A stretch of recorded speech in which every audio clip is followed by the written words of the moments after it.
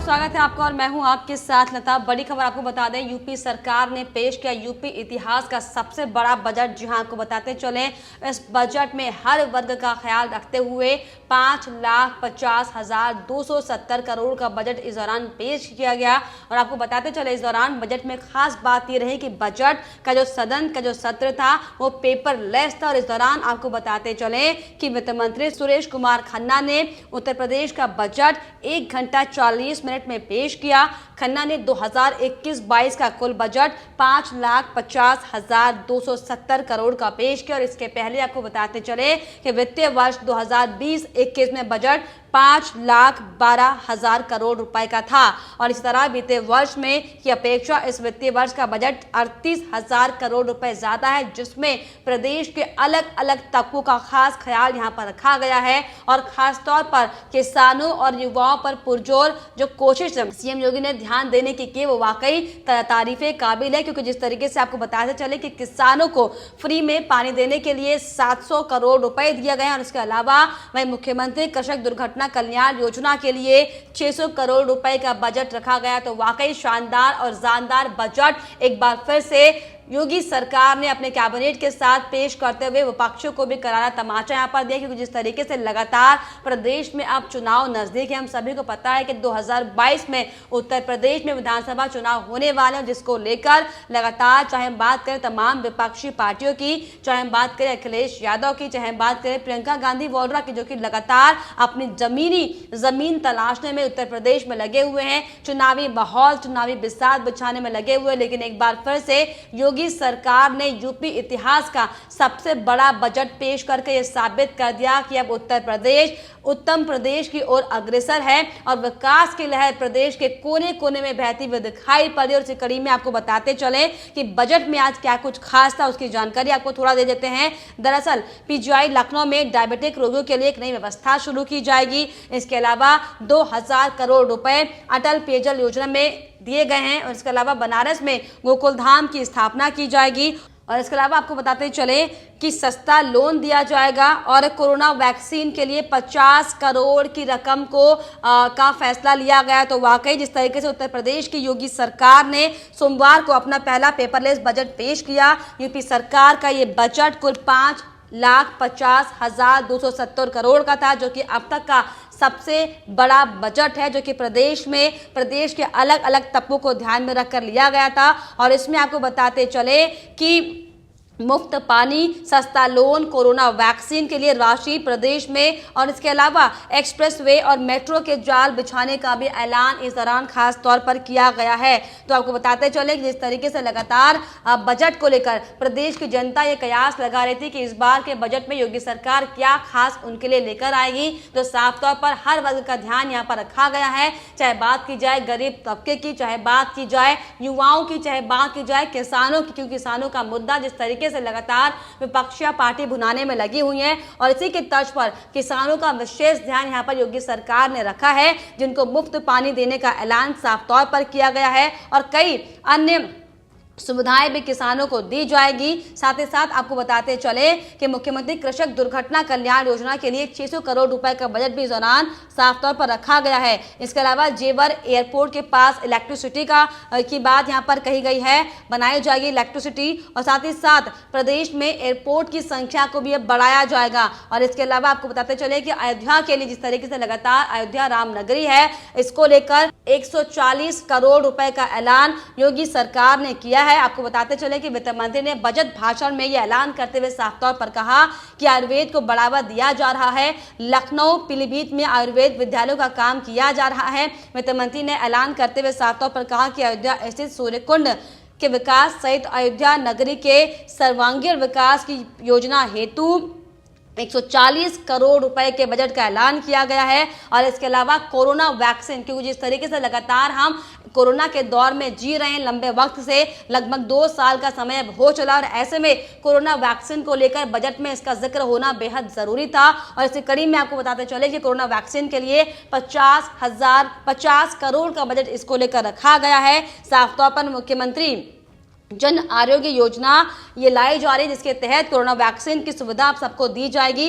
और इसके अलावा मेरठ में आपको बताते चलें स्पोर्ट्स यूनिवर्सिटी बनाने की बात की गई है। गांव में बनाई जाएंगी ओपन जिम। तो देखिए किस तरीके से हेल्थ को ध्यान में रखते हुए, स्वास्थ्य को ध्यान में रखते हुए और किसानों को ध्यान में रखते हुए तमाम जो अलग अलग तबके प्रदेश में रहते हैं उन सबका ख्याल खासतौर पर यहाँ पर रखा गया है, जिसको लेकर आपको बता दें साफ तौर पर विपक्षियों के होश अब उड़ चुके हैं, क्योंकि किसानों को लेकर भी इस दौरान बड़े ऐलान किए गए हैं। आपको बताते चले कि वित्त मंत्री सुरेश खन्ना ने बजट भाषण में यह कहा कि प्रदेश में अधिक उत्पादक वाली फसलों को चिन्हित किया जाएगा, ब्लॉक स्तर पर कृषक उत्पादन संगठनों की स्थापना की जाएगी और इसके अलावा इसके लिए 100 करोड़ रुपए दिए जाएंगे। किसानों को मुफ्त पानी की सुविधा के लिए 700 करोड़ रुपए दिए जाएगा और किसानों को रियायती दाम पर लोन लेने का भी ऐलान इस दौरान किया गया है। तो जिस तरीके से लगातार हम देख रहे थे कि लंबे समय से जिस तरीके से किसान का मुद्दा सिर्फ और सिर्फ किसानों के मुद्दे की आड़ में कैसे तमाम विपक्षी पार्टी योगी सरकार के खिलाफ, बीजेपी के खिलाफ तमाम तरह की बयानबाजी कर दी। फिर चाहे बात करें अखिलेश यादव की, जो कि लगातार योगी आदित्यनाथ को उनके डीएनए पर सवाल खड़े वो कर रहे थे। साफ तौर पर उन्होंने अभी पिछले दिनों ट्वीट करते हुए कहा था कि प्रदेश में हर चीज महंगी हो रही है, फिर चाहे वो दाल हो चाहे वो सब्जी हो, लेकिन एक बार फिर से एक संतुलित बजट लाकर योगी सरकार ने साबित कर दिया कि जिस तरीके से लगातार तमाम तरह के आरोप सिर्फ और सिर्फ विपक्षी पार्टी लगाती हैं वो सरासर झूठ है, क्योंकि बजट में जो एक के बाद एक ऐलान गरीबों के लिए, महिलाओं के लिए और किसानों के लिए किए गए वाकई बेहद सराहनीय है। और इसके अलावा आपको बताते चले कि इस बजट के दौरान आत्मनिर्भर पर भी खास फोकस किया गया है। साफ तौर पर आपको बताते चले कि महिला सामर्थ्य योजना को अब प्रदेश में लागू किए जाने की बात सामने आई है। इसके अलावा बजट में कहा गया है कि प्रदेश में बंद पड़ी सभी कताई मिलों का जीर्णोद्धार किया जाएगा।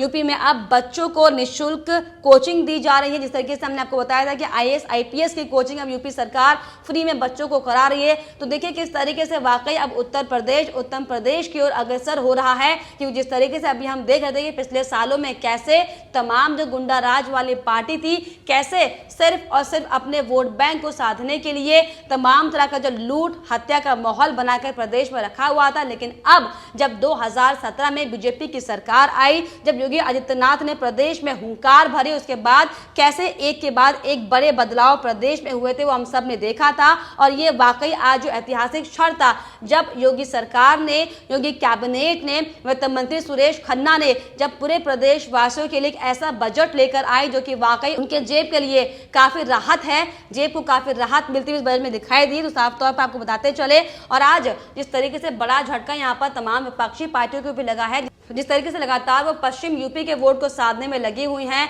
लगातार जो एक समुदाय के वोट बैंक को हासिल करने के लिए जो बार बार जो तमाम विपक्षी हैं वो लगातार उत्तर प्रदेश का दौरा वो कर रहे हैं, लगातार तमाम तरह की रैलियां इस दौरान की जा रही है। इसको लेकर ये बड़ा झटका इस दौरान उनके लिए भी, क्योंकि जिस तरीके से विधानसभा चुनाव के सिर्फ और सिर्फ बिसात बिछाने के लिए जो तमाम पार्टियां कोशिश कर रही हैं, लेकिन आपको बताते चलें कि एक शानदार बजट लाकर अब योगी सरकार ने साबित कर दिया कि उत्तर प्रदेश को उत्तम प्रदेश बनाने से कोई नहीं रोक सकता। और इसको लेकर आपको बताते चले कि सोशल मीडिया पर भी अब तमाम तरह के जो बयानबाजी लगातार सामने आ रही हैं, अब सभी का ये कहना है कि वाकई योगी सरकार ने जिस तरीके से एक बड़ा जानदार बजट सरकार प्रदेश को दिया है, ये वाकई तारीफे काबिल है। तो जिस तरीके से आपको पता चले कि योगी सरकार के बजट पेश करने के बाद जो विपक्षियों की बौखलाहट सामने आ रही है, और इसी कड़ी में आपको बताते चले कि मायावती बसपा सुप्रीमो ने भी ट्वीट कर अपनी बौखलाहट साफ तौर पर दिखाई है। उन्होंने साफ तौर पर यह कहा कि यूपी विधानसभा में आज पेश बीजेपी सरकार का बजट भी केंद्र सरकार के बजट की तरह ही यहाँ के प्रदेश में खासकर बेरोजगारी की क्रूरता दूर करने हेतु रोजगार आदि के मामलों में अति निराश करने वाला है। उन्होंने ये भी लिखा कि केंद्र सरकार की तरह यूपी के बजट में भी वादे व हसीन सपने जनता को दिखाने के प्रयास किए गए। तो किस तरीके से लगातार आप देख रहे हैं कि विपक्षियों की बौखलाहट अब इस कदर सामने आ रही है कि एक के बाद एक जो ट्वीट लगातार विपक्षियों के सामने आ रहे हैं, ये साफ तौर पर ये दर्शाते हैं कि अब उन्हें लगने लगा है कि उनकी जमीन उत्तर प्रदेश से पूरी तरीके से खिसकती हुई दिखाई पड़ रही है। यही नहीं, एक के बाद एक ट्वीट करते हुए मायावती ने लिखा कि यूपी की लगभग 23 करोड़ की जनता के विकास की लालसा की तृप्ति के मामले में यूपी सरकार का रिकॉर्ड केंद्र व यूपी में एक ही पार्टी की सरकार होने के बावजूद भी वायदे के अनुसार संतोषजनक नहीं रहा।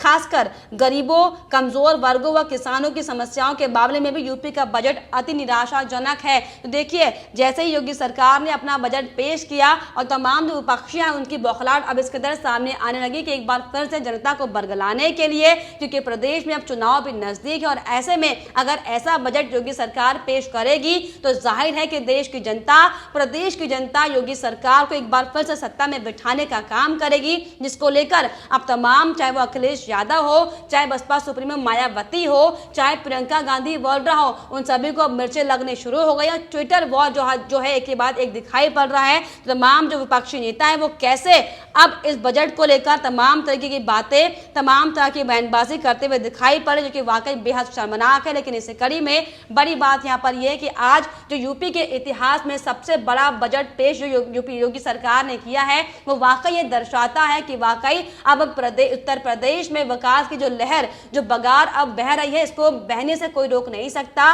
और इसी की ये बानगी कि कैसे प्रदेशवासी योगी आदित्यनाथ को अपना आभार जता रहे हैं इस बजट के बाद, जिसको लेकर तमाम विपक्षी एक बार फिर से बौखलाती हुई दिखाई पड़ रही है। फिलहाल इस पर आपकी क्या राय है हमें कमेंट बॉक्स में जरूर लिखिएगा। साथ ही साथ हमारे चैनल को सब्सक्राइब करना भी ना भूलें।